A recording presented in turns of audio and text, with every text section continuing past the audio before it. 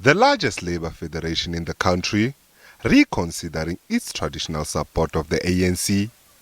Cosatu is also toying with the idea of supporting the SACP in future elections should it plan to contest. Relation within the ANC-led alliance has been rocky for some time now.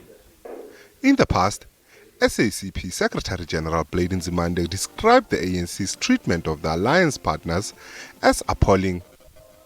Nzimande said the SACP and Cosatu were not treated as equals but as stepbrothers in the alliance. Now, Cosatu appears to be in agreement.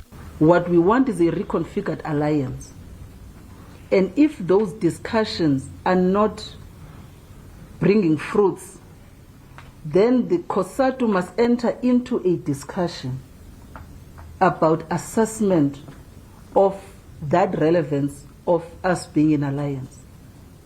And then which political party, if we were to move away from the ANC, which is the SACP, but then the SACP must be ready. A major problem facing workers that will make it hard to convince workers to support the ANC during the upcoming election. Some of these challenges have left many workers feeling like they are being asked to vote against their own interest.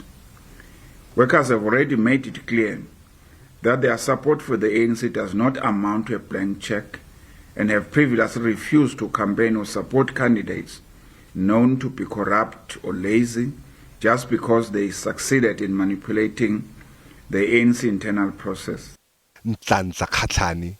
SABC News, Johannesburg.